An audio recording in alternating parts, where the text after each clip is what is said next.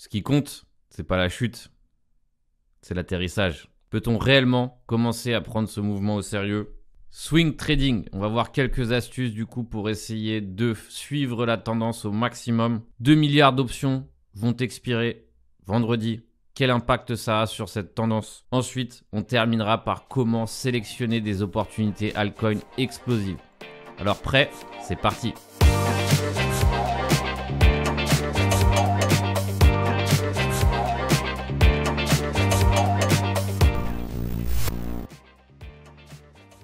Aujourd'hui, on est le dimanche 22 et c'est l'heure du coup de votre analyse technique trading crypto. Comme d'habitude, tout ce qui concerne la crypto, tout ce qui concerne l'analyse technique et le trading, c'est ici que ça se passe. Alors comme d'habitude, je vous invite à mettre un pouce, suivre la chaîne du Cap et mettre les notifs si vous souhaitez être averti en premier des prochaines vidéos. Alors, on va essayer de faire un point général. On va essayer de comprendre un petit peu quels sont les niveaux les plus risqués, le niveau pour être acheteur, pour être vendeur. Alors, d'abord, on va commencer par cerner le contexte pour comprendre le mieux possible ce qui se passe. Alors, cerner le contexte, ça fait appel à plusieurs domaines d'activité, à savoir regarder un peu ce qui se passe hors crypto. On a une légère décorrélation entre les actions, le marché de la finance traditionnelle, et par exemple les cryptos qui actuellement sont fortes. On ne peut pas dire le contraire, hein. Je crois qu'on est à peu près à 43% de hausse pour le BTC depuis son dernier mouvement haussier et depuis son plus bas, on doit être à 54%. Alors je sais que peu de gens ont réussi à se placer, donc c'est pour ça que ces gens-là sont dans le déni et c'est ce qui fait que derrière aussi ce mouvement est agréable et plutôt intuitif à trader. Et finalement, quand on n'est pas dans le marché, on appelle ça de la manipulation. Quand on n'a pas réussi à acheter ou à en être, on est dans un marché manipulé. Et quand par exemple on est en train de trader dessus, on est tout simplement ce qu'on appelle un roi du trading. Donc c'est toujours pareil. Donc maintenant l'objectif en aucun cas est tout simplement de se flageller si on n'a pas réussi à rentrer ou tout simplement de se flageller parce qu'on n'a pas réussi à acheter ou autre. Maintenant, l'objectif, c'est de comprendre que c'est une vague, une série de vagues et qu'il va falloir essayer d'être le plus concentré possible pour surfer le plus de vagues possible. Personnellement, je prends ça tout simplement comme une sorte de marathon et du coup, il ne faut absolument pas forcément se presser. Pas prendre de risques démesurés, comprendre que ce qui va faire la différence entre une personne et une autre, c'est sa capacité tout simplement à gérer l'action, à ne pas trop risquer, etc. Ça, c'est très important pour pouvoir durer. Donc, on commence par le macro. Qu'est-ce qu'on a en macro? On a tout simplement un SP500 et un Nasdaq qui sont encore en phase de range. Vous voyez qu'ici, par exemple, j'ai sorti Fibonacci et que finalement, sur ce Fibonacci, on avait rebondi ici pile poil sur les 0,5, donc qui n'est pas un niveau Fibonacci, mais qui est un niveau que j'utilise très souvent avec l'outil Fibonacci. Et que là, maintenant, on se dirige vers les 12K et en tout cas, c'est ce à quoi ça ressemble aujourd'hui. Donc, on a clôturé vendredi avec une clôture haute. C'est pas forcément ce que j'aime énormément. Donc pour moi, ça aurait été encore plus vendeur si on se serait arrêté un poil plus haut. Là, dans ces cas-là, j'aurais été sûr à 100%, c'est que ce pattern, en tout cas que j'apprécie énormément, que j'ai appris de Larry Williams, à savoir une clôture haute. Donc généralement, qu'est-ce qui se passe sur ce genre de pattern? C'est que si on franchit le niveau et qu'on le réintègre, assez souvent, c'est un signal short. C'est-à-dire que finalement, en fait, c'est un trap. On piège des gens à la hausse et quand on réintègre, c'est finalement les vendeurs qui reprennent la main et ce pattern est souvent baissier. Alors baissier, encore une fois, qu'est-ce que ça veut dire? Ça veut dire qu'on aura un mouvement baissier, mais on ne sera jamais jusqu'à où ça peut aller. Est-ce qu'on vient retester les creux ici, etc. Donc en tout cas, en termes de macro, on voit que par exemple le SP500 ou d'autres actifs ici, comme on vient de le voir sur le Nasdaq, sont en range, mais beaucoup moins forts que le BTC. Donc pareil ici pour le SP500, la résistance clé, c'est les 4000. 4030 franchi allègrement, là on pourra parler de quelque chose. Et là, dans ces cas-là, je pense qu'on aura une belle brèche qui risque de s'ouvrir. Mais encore une fois, franchi allègrement, qu'est-ce que ça veut dire? Ça veut dire généralement un franchissement sans retour. Sinon, tout simplement, si là on s'arrête net, très proche et qu'on commence à réintégrer, c'est une perte de momentum. Et donc, dans ces cas-là, une correction plus brutale. Donc maintenant, je pense que l'objectif, c'est tout simplement d'être clairvoyant, d'être le plus ouvert possible à tout type de scénario, pas s'enfermer et tout simplement surfer le plus possible la vague. Donc, SP500, c'est actuellement ce qu'on a. On a le DXY, hein, vous savez que c'est un actif qu'on doit suivre de près tout simplement pour comprendre un petit peu qu'est-ce qu'il en est. Et lui, c'est vrai qu'il est en train de vomir depuis un joli moment. Et c'est ça qui, tout simplement, a joué de façon positive, je pense, sur les marchés classiques. Il n'y a rien qui est par hasard. C'est-à-dire que depuis que le marché ici a commencé à devenir baissier, ça ne s'est pas encore vu immédiatement sur les actions ou autres.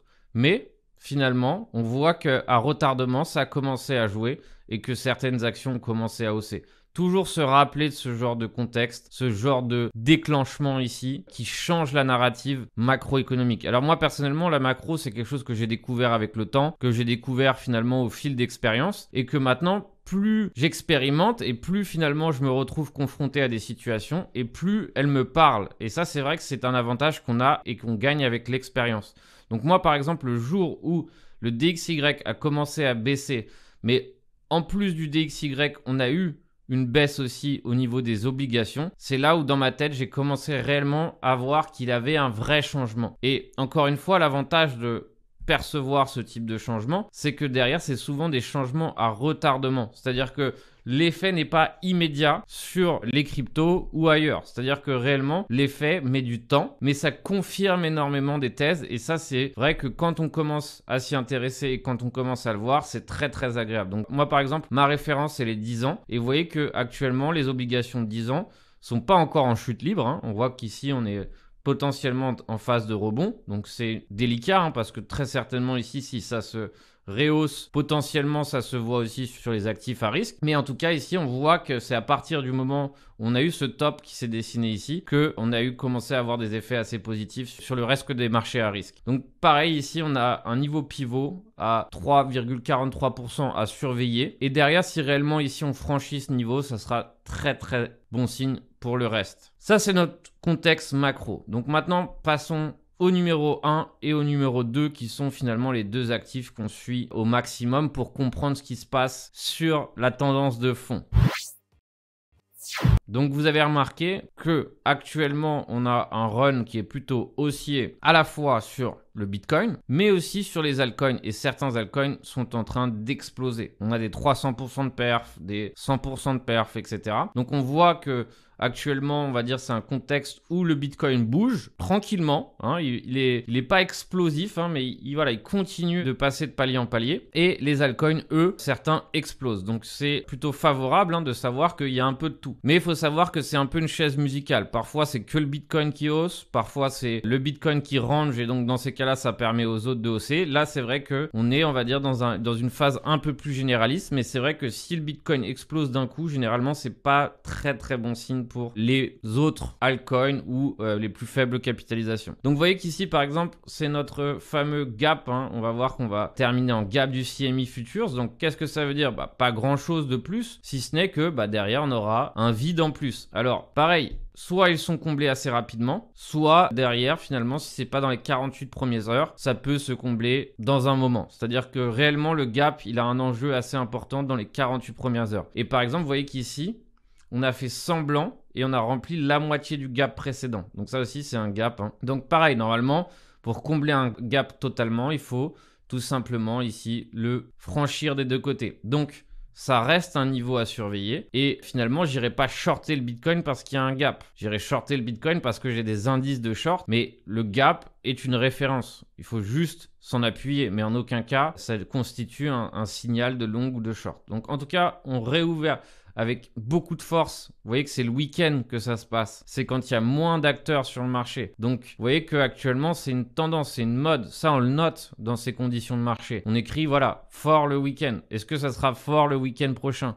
Tout ça, c'est des questions à se poser et à noter très proprement sur un carnet pour toujours essayer de se rappeler ce genre de critères. Donc mercredi, j'ai fait une analyse sur TradingView et finalement, c'est exactement ce dont je faisais allusion sur une correction courte. Vous voyez que actuellement, et pour moi, c'est du déjà vu, c'est-à-dire que si je me rappelle un petit peu de tout ça, c'est parce que j'ai déjà vécu ça. Et donc finalement, ça me permet d'être beaucoup plus alerte de ce qui se passe. Et ça, encore une fois, c'est de la pure expérience, c'est-à-dire que c'est grâce au fait que j'ai déjà connu ça, que je m'en suis rappelé, que j'avais déjà noté ce type de conditions, que en fait finalement j'étais tout à fait à l'aise avec ce genre de choses. Donc vous voyez qu'ici on avait notre range et j'ai parlé d'une correction serrée que personne n'aurait envie d'acheter. Et en fait c'est un petit peu exactement ce qui s'est passé. C'est-à-dire que on a eu une correction et cette correction était tellement courte et tellement rapide que personne n'a voulu se placer. Et donc qu'est-ce qui se passe?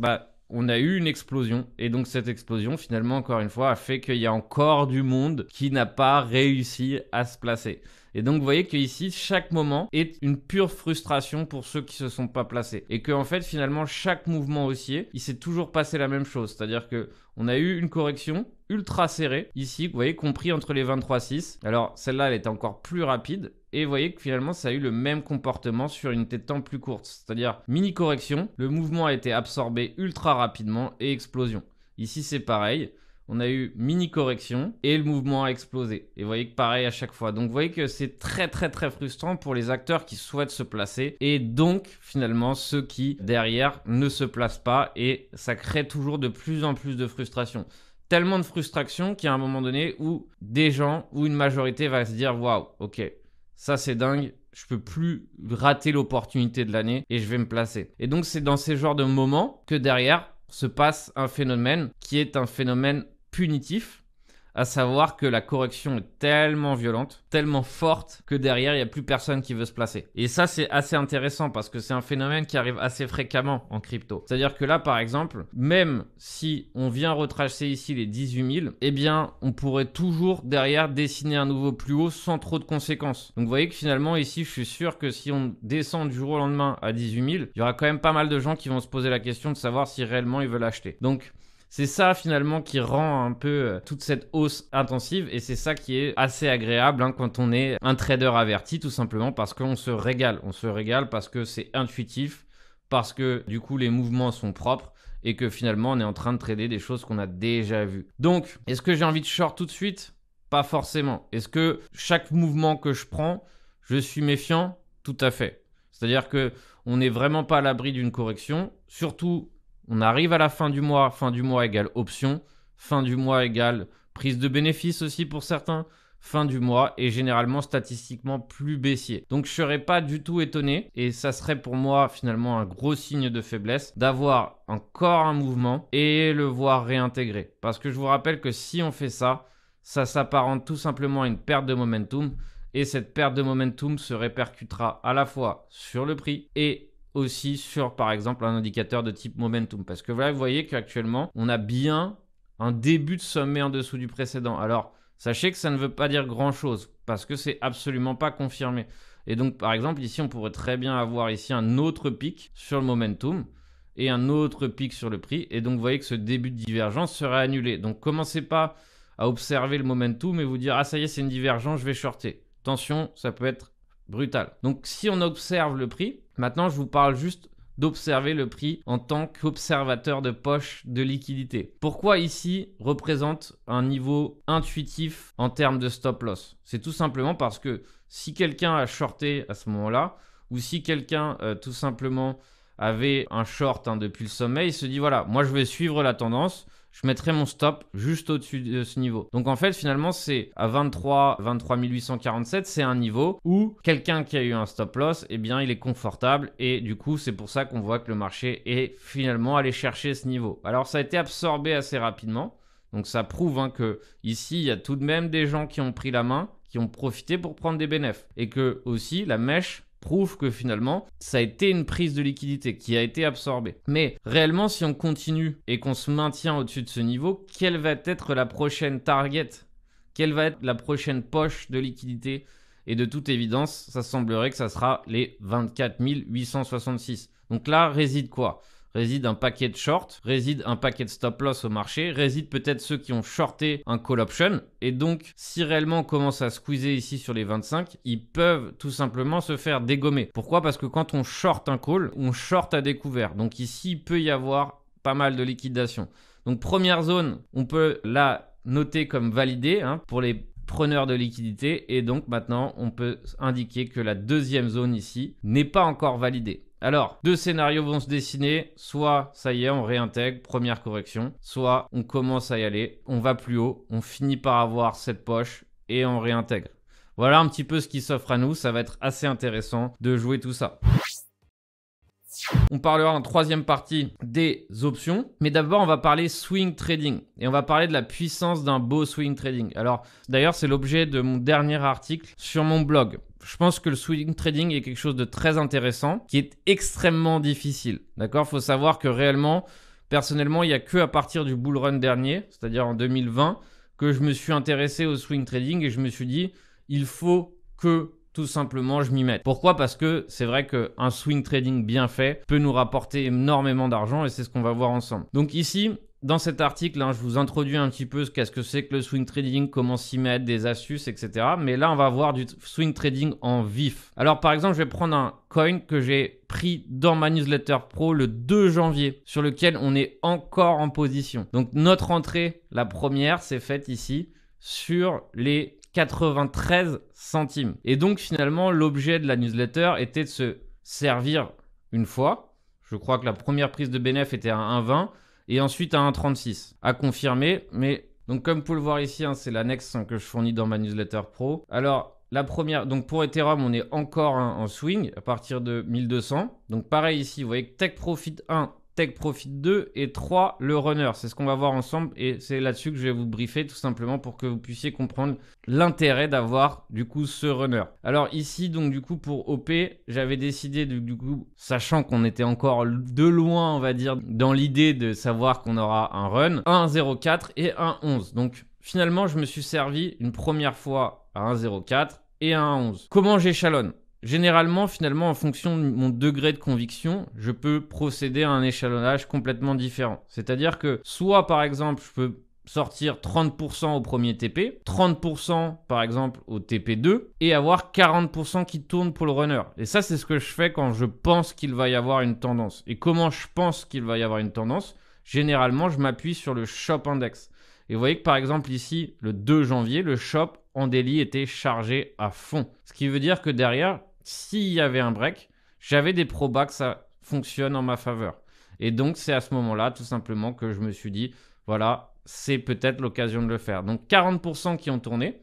Et derrière, finalement, 40% avec lequel j'ai suivi la tendance. Donc, comment suivre la tendance? Vous voyez qu'ici, j'ai dessiné des lignes blanches. Et ces lignes blanches sont mon suivi de tendance. C'est-à-dire que j'attends, je me mets en 4 heures pour être un poil plus précis. J'attends ici qu'une structure se forme. Et si cette structure est cassée, uniquement une fois qu'elle est cassée, je me permets de remonter mon stop loss. Pareil ici. C'est-à-dire qu'une fois que la structure est montée et a cassé ici, je peux remonter mon SL doucement à la structure précédente. Et vous voyez que la dernière structure s'est fait ici à 1,69. Et on est venu casser tous les stop loss et on a explosé. Et derrière, c'est à ce moment-là que je me suis permis de remonter mon stop loss. Donc là, par exemple, hier, je suis sorti en partie, encore une fois, parce que je pense qu'après un tel swing, c'est pas idiot non plus de se servir sur un tel niveau, parce qu'il faut comprendre que depuis le point d'entrée, c'est quand même 21 R. Donc qu'est-ce que ça veut dire? Ça veut dire que même si j'ai effrité ma position en plusieurs fois, cette dernière partie de position représente tout simplement un gain considérable. Et donc finalement ici, ce type de swing peut être extrêmement profitable. Mais quelle est la difficulté du swing?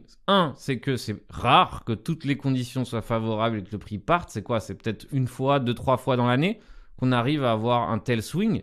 Et donc, du coup, ça en fait un exercice extrêmement frustrant. Pourquoi? Parce qu'à chaque fois qu'on tente du swing trading, il y a de fortes chances que derrière, le stop loss qui suit la tendance se fasse toucher. Et c'est pas grave, ça fait partie du jeu. Mais c'est ce qui fait que derrière, c'est plus difficile. Psychologiquement, il faut voir son gain hausser, hausser, hausser et le laisser hausser sans rien toucher. Et ça, c'est vrai que c'est un exercice qui est très difficile pour les traders débutants et même les confirmés. C'est-à-dire que même moi, de temps en temps, je me dis, voilà, j'ai envie de fermer, passer à autre chose, etc. C'est pour ça que moi, personnellement, j'excelle en intraday parce que j'aime prendre mes bénéfices dans la journée et savoir, ok, aujourd'hui, j'ai gagné de temps. Demain, c'est une autre journée, je vois comment je procède. Mais c'est vrai que pour progresser et pour vraiment tirer au maximum profit de ce que nous offre le marché, je me suis énormément amélioré en swing trading ces dernières années et je pense qu'un mix des deux est agréable. Donc, c'est pour ça que personnellement, je fais un peu des deux et que par exemple, ce type de position ici, m'a été et a été à tous les followers de la newsletter pro qui derrière, et encore une fois, c'est pas dit, ait réussi à garder le trade comme évoqué, eh bien, tout simplement, c'est ce qui peut être extrêmement profitable. Mais encore une fois, psychologiquement, c'est un challenge. Alors, on va terminer par les options rapidement. Où est-ce qu'on en est sur les options? Comment jouer, on va dire, cette expiration? Et enfin, on va terminer par une astuce pour sélectionner des coins et comment sélectionner des coins de façon efficace. Alors, options. Vous le savez que pour les options, il y a deux facteurs qui comptent énormément. Donc, il y a un site référence pour l'analyse des options, c'est basemoney.io. Alors, par exemple, ici, on se rend dans métriques et on se rend ici dans expiration. Et là, on met le 27, donc 27 vendredi prochain. Vous voyez qu'aussi, on a un max pain à 19 000 $ et qu'actuellement, le Bitcoin trade aux alentours de 23 000 $. Qu'est-ce que ça veut dire? Pas grand-chose, encore une fois, parce que le 19 000 est une référence. Qu'est-ce que ça veut dire comme référence? C'est un point repère. C'est comme si vous allez quelque part et que vous avez un prix repère affiché. Bon, bah, c'est la même chose. C'est-à-dire que ici, ce prix repère définit le nombre de ce prix repère qui signifie douleur maximum. C'est tout simplement le prix que si le vendredi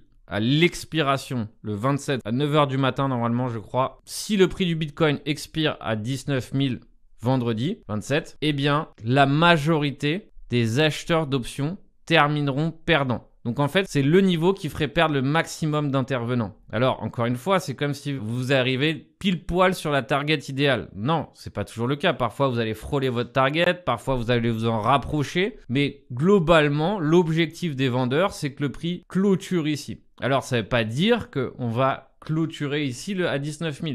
Généralement, on est toujours plus ou moins 1000 à 1500 au-dessus ou en dessous du max pain. Dans les statistiques. Qu'est-ce que ça veut dire? Ça veut dire que les statistiques s'en rapprochent assez souvent. Mais encore une fois, même en ayant des statistiques prononcées, ça ne nous empêche pas d'expirer 4000 points au-dessus. Ça ne changera rien. La seule chose, c'est que c'est un repère. Et ce repère, pour l'instant, est bien en dessous. Donc, il faut tout de même le prendre en considération. Autre point important, c'est de comprendre que derrière, l'objectif, on va dire, certainement des vendeurs, ça va être de capturer au maximum une partie des profits qu'ils ont fait.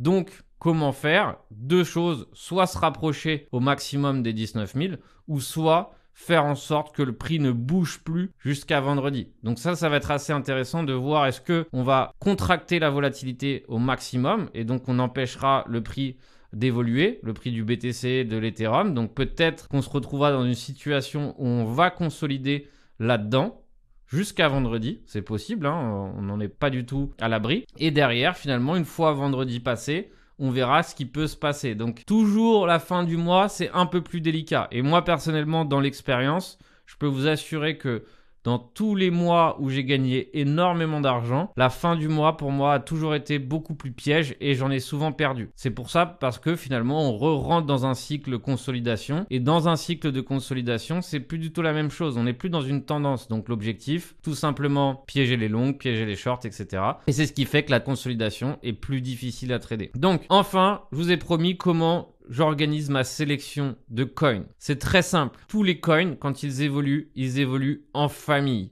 Et très souvent, qu'est-ce qui se passe dans l'évolution familiale?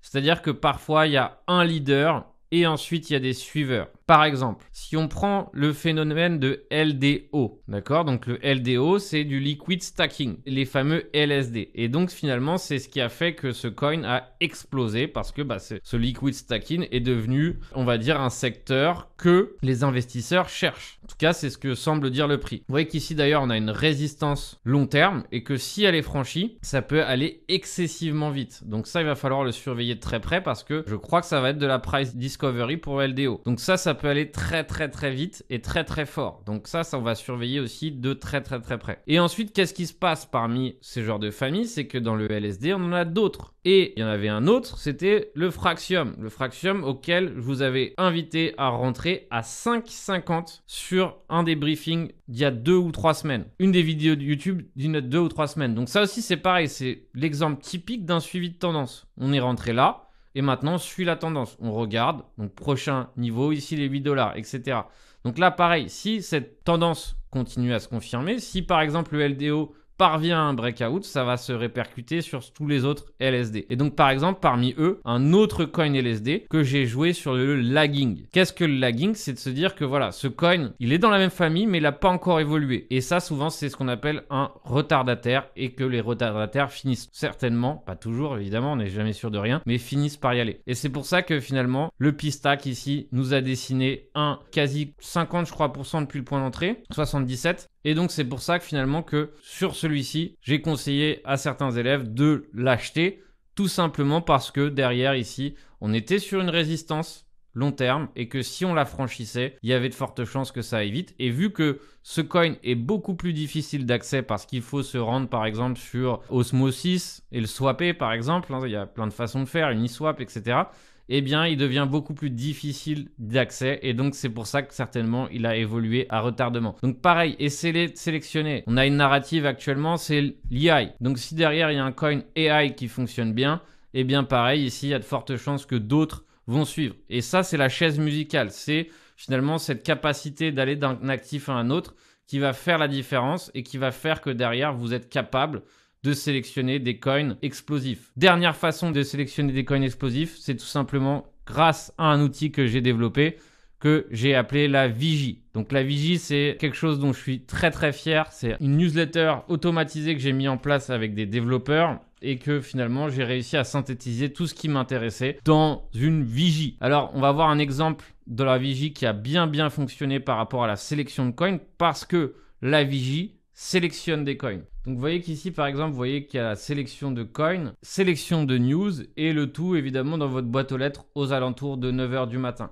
Donc là par exemple, comme vous pouvez le voir ici en fait, les plus gros news de la journée, de la soirée du coup, parfois c'est des news qui se sont déroulées même pendant le marché asiatique. Et enfin ici vous voyez qu'il y a une sélection de coins. Et donc par exemple vous voyez qu'ici le TRX était sélectionné. Pourquoi? Parce que le shop était chargé en 4 heures. Rappelez-vous que le shop pour moi c'est un indicateur de mouvement. Donc shop chargé égale mouvement explosif. Donc là, ça me permet de savoir que au moins, je sais que ici peut se passer de l'action. Encore une fois, il n'y a personne qui me dit de savoir s'il faut acheter, il faut vendre. Ça, derrière, je vous laisse votre capacité de juger là-dessus. Mais en revanche, j'ai toujours eu besoin de savoir où peut-on réellement savoir quand est-ce qu'un mouvement va arriver et où est proche d'arriver. Et donc, c'est ce que j'ai réussi à faire en sélectionnant grâce au shop. Ici, vous voyez qu'on peut aussi avoir les divergences, etc. Calendrier économique et les primes sur les futures. Aussi quelque chose de très important. Quelque chose que, comme vous pouvez le voir, commence à s'accentuer de plus en plus. Et ça, c'est un élément très important dans l'évolution du marché. Voilà pour la Vigie. Si vous souhaitez plus d'infos, c'est tout simplement dans la description. Mais maintenant, finalement, je ne peux plus m'en passer.